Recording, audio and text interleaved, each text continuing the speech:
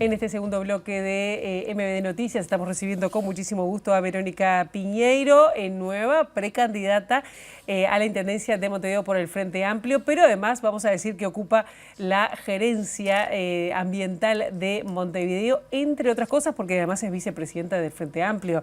Mucho título. Verónica, un gusto que estés con nosotros esta mañana. Muchas gracias por la invitación. Enseguida vamos a hablar de temas políticos, ¿no? Pero antes quería preguntarte de algo que, bueno, abrimos el informativo con esto, ya hace unas horas que es una preocupación, o por lo menos un punto de controversia, como es el estado, la calidad de las playas. ¿Son aptas para bañarse? ¿Podemos tener la tranquilidad de las playas de Montevideo de tirarnos un chapuzón? Las playas de Montevideo son aptas para baño, cumplen con la normativa establecida de los parámetros que tienen los niveles de los parámetros que se consideran en la normativa para establecer que una playa es apta para baños, para uso recreativo.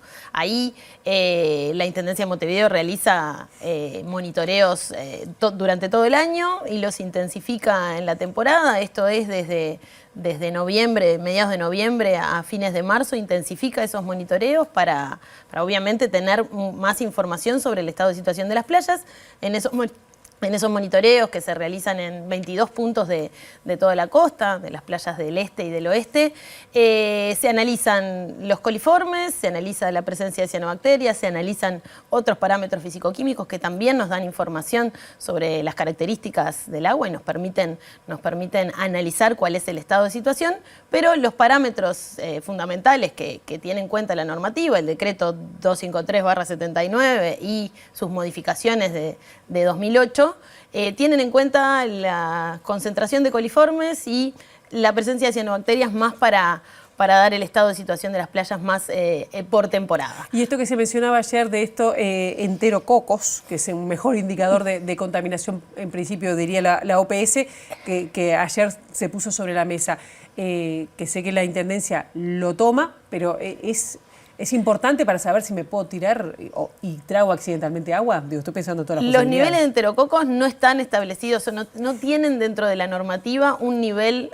para definir la aptitud para baño del agua de las playas. No está definido, no está integrado en la normativa, sí fue parte de la discusión cuando se revisó el decreto 253/79 en el marco del Gesta Agua, un grupo técnico, de técnicos de la academia, de las instituciones del gobierno y de los gobiernos departamentales, para definir, bueno, la actualización de esa normativa. Esa normativa tuvo esa actualización en 2008 que implicó un cambio en las categorías de qué debía cumplir para ser una playa apta para baños, y eso es lo que se cumple. Eso que tiene esa modificación de 2008, que lo que tiene es un cambio en los niveles aceptables de los coliformes termotolerantes, y que eso también tuvo como un aumento de nivel de tolerancia. Pero más allá de eso, creo que lo importante y lo central es los parámetros que la normativa plantea para definir si el agua de la playa es apta para el uso recreativo. En su categoría, hay una categoría definida dentro de ese decreto. En las playas de Montevideo se cumple, en las playas de Montevideo se analiza y los informes semanales se publican habitualmente en la página web de la Intendencia, son enviados a la DINASEA, al Ministerio de Ambiente, que también lo publica en el Observatorio Nacional Ambiental. Pero más allá, te lo pregunto también a vos como licenciada en Ciencias Biológicas, ¿no? Más allá de la normativa, que siempre se puede cambiar, ¿es peligroso que haya un aumento de estos enterococos? A ver, porque eso se puede cambiar, está ¿no? bien, son también bacterias que pueden generar alguna afectación en la salud. Creo que esto lo que requiere es que exista un acuerdo en de qué forma se mide ese parámetro, de qué forma se establecen los niveles que puedan tener afectación.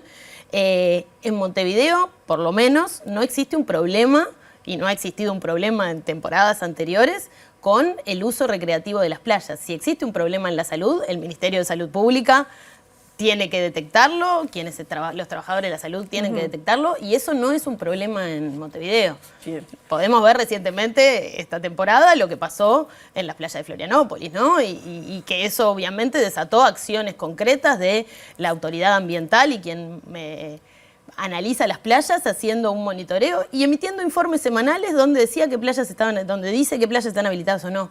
Se monitorean las playas de esa manera, se cumplen con la normativa y con lo que establece, no vemos y no existe un problema asociado con el agua. Creo que también, desde el punto de vista epidemiológico, son los médicos también, la salud, quien tiene que decir y ser parte de esa definición. No hay un problema con las playas de Montevideo y se cumple con la normativa.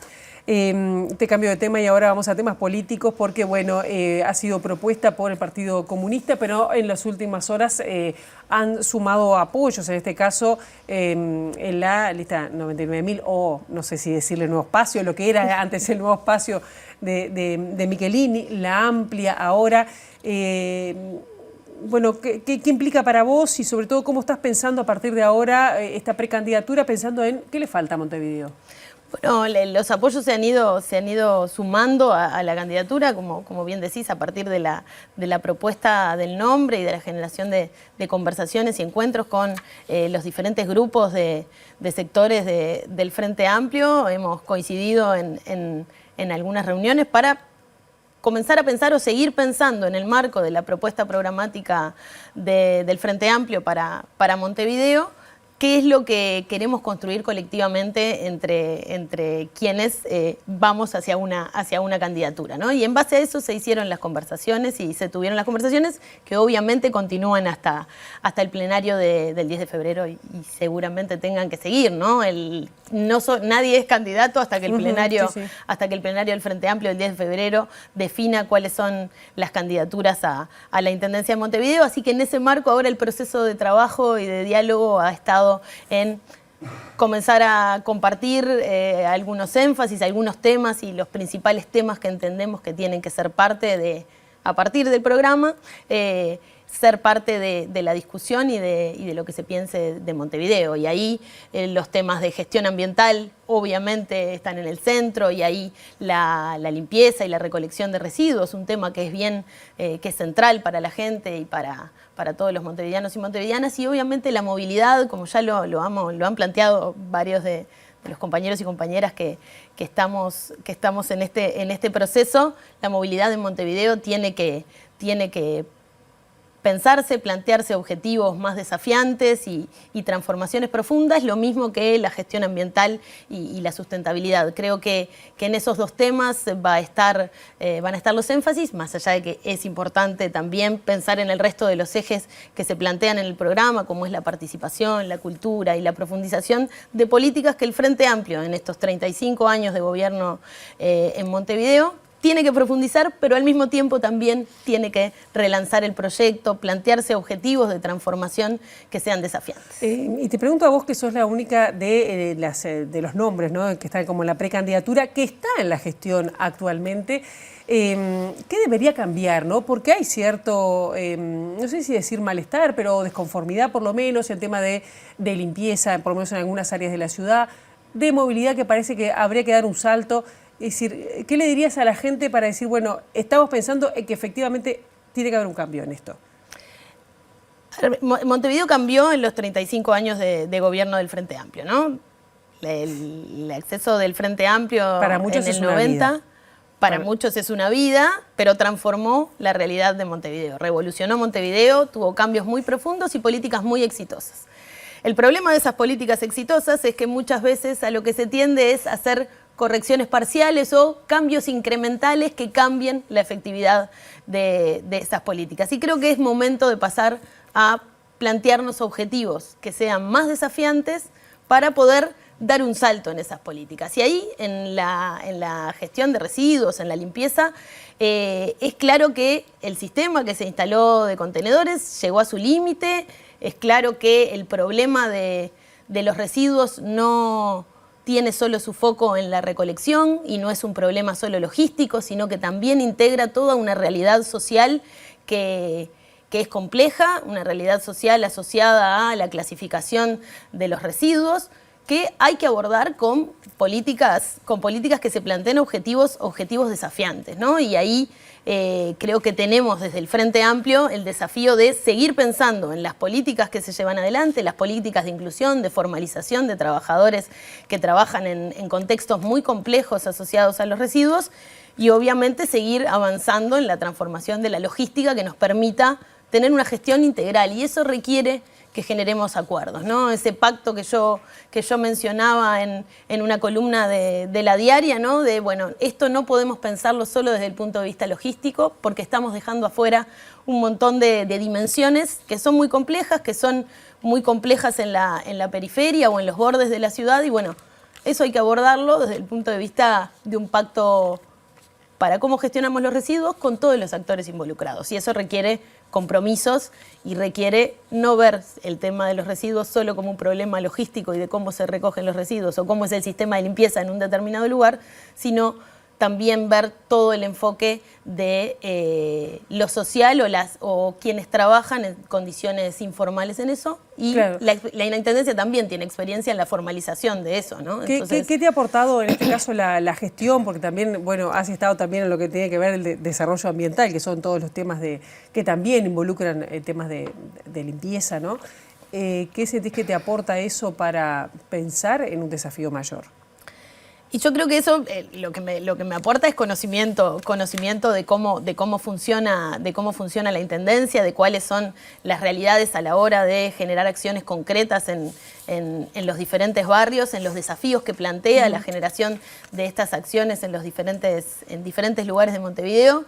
Y creo que eso puede enriquecer la discusión. Creo que tiene que ser parte de la discusión de todo el Frente Amplio, ¿no? Claro. Cómo llevamos adelante transformaciones profundas, cómo nos fijamos esos objetivos desafiantes. Y en el tema de los residuos es un tema muy amplio y muy complejo, que de nuevo no puede quedarse solo en lo logístico, que lo logístico es un desafío permanente, ¿no?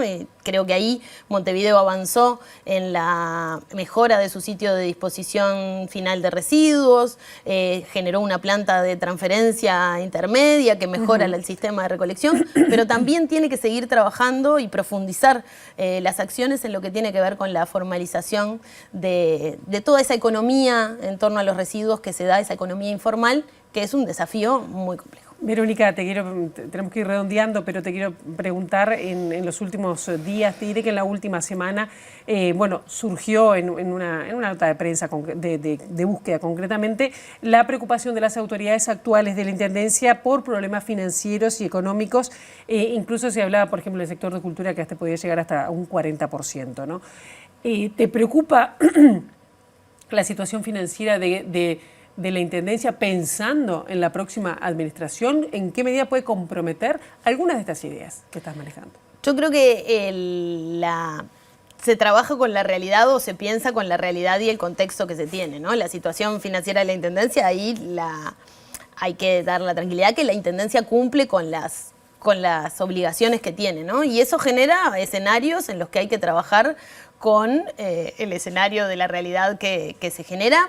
Y obviamente los objetivos que se planteen no tienen que estar solo condicionados por lo financiero o lo económico, pero sí, bueno, el camino o las velocidades pueden verse condicionadas por eso, pero son realidades a las que hay que acceder, conocerlas y ver cómo se trabaja. ¿Y cómo se llega a un tema de financiero, esta diferencia financiera?